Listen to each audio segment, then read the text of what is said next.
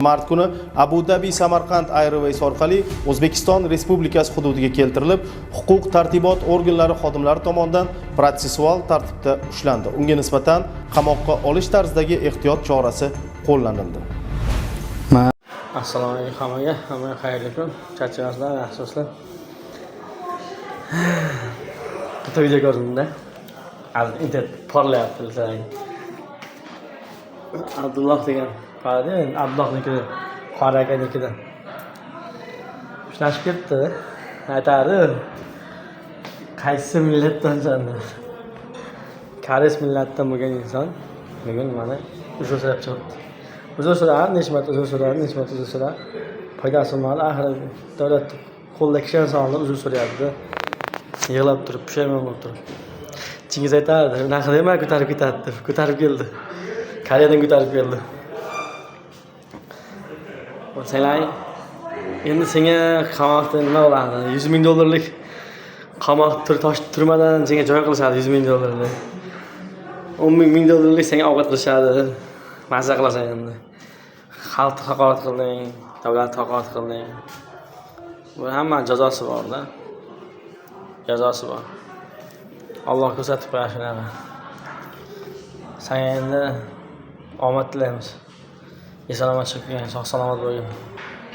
Hammamiz bandamiz, kechirimlimiz. Bizni yomonlasak ham bizning millat. Senga Alloh o'zi kuch-quvvat bersin. Hajga borib kelding. Haqiqatan qoraga bo'lding. Baribir o'tgan ishlaring o'zingni ko'tiga so'qiydi-da. Omad senga. Hamma duo qo'ya chiqib qolsa endi qamoqda bir millat boshqa millat bo'lganman va musulmon bo'lgan. Islomni qabul qilgan, hajga borib kelgan baribir. Uni yaxshilash emas, prosta ayblar uchun olib kelingan-da. Ayblar uchun olib kelingan. 100 ming dollarlik qamoqqa o'tiradi-chi, yechib keladi. Alloh mushkulni oson qilsin.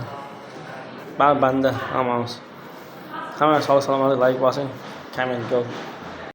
Qaysi millatdansan sen? Qaysi millatdansan sen? O'zbek, qozoq, qirg'iz kim bo'lishlaringdan qat'iy nazar. Ijtimoiy tarmoqlarda Abdulloh taxallusi bilan tanilgan Toshkent viloyatida yashovchi 26 yoshli shaxs 2024-yilning oktyabr-noyabr oylarida Koreya Respublikasida bo'lib turgan vaqtida o'zining ijtimoiy tarmoqlardagi ommaviy sahifalar orqali millatlar aro nizo keltirib chiqarishi mumkin bo'lgan milliy qadr-qimmatni tahqirlovchi hamda diniy e'tiqodga ko'ra fuqarolarni kamsituvchi so'zlar bilan O'zbekiston Respublikasi fuqarolariga nisbatan qator haqoratli chiqishlar qilib borgan. Mana shu ijtimoiy tarmoqda kim o'zbek bo'lsa u davlatni men tan olmayman. Bu davlatni men tushunmayman bu millatni. Qanaqa millat bu? Dalada. Ketmonchoq dalada. Uning chiqishlari ijtimoiy tarmoqlar orqali tarqalgach, jamoatchilikning keskin noroziligi, e'tirozlari hamda ko'plab muhokamalarga sabab bo'ldi. Bu gaplar uchun javob berasan hali. O'zbekiston seni yuvib katta qildi. Nima deyapsan sen chiqib olib? Senlar deyapsan, sen o'zbeklar deyapsan. Butun millatimiz. Sen vatanda nonini tuzini yeding va tupuryapsan ana shu tuzliqqa. Sani qilgan ishingga o'zi sen bilan gaplashishga o'zi aslida noloyiqsan.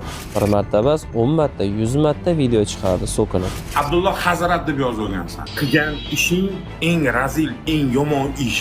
Qonun oldida javob beradi, keyin kechiramiz. Bundagiga bu yigitni men gaplariga ishonmayman. Olingan ma'lumotga asosan ushbu shaxs joriy yilning 25-mart kuni Abu Dhabi Samarqand Airways orqali O'zbekiston Respublikasi hududiga keltirilib, huquq tartibot organlari xodimlari tomonidan protsessual tartibda ushlandi. Unga nisbatan qamoqqa olish tarzidagi ehtiyot chorasi qo'llanildi. Men Jugay Valeriy ijtimoiy tarmoqda xalqimizni haqorat qilganman. Men hammasini shu aktiv uchun qildim, tanilishim uchun qildim, lekin bu narsani hammasini tushunib yetib, juda qattiq pushaymonman. Hammadan chin qalbimdan men kechirim so'rayman. juda qattiq pushaymonman. Iltimos qilib qolaman. Mana kechiringlar, iltimos xalq. To'g'ri, mana ijtimoiy tarmoqda qilmagan ishlarim qolmagan. Aktiv uchun men davlatimizni, xalqimizni, millatimizni haqorat qilganligim uchun juda qattiq pushaymonman. Va mana shu mehnatkash xalqimizdan chin yurakdan kechirimni so'ramoqchiman.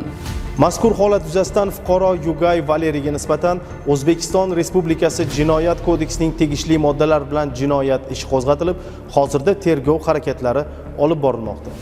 Iltimos, meni kechiringlar.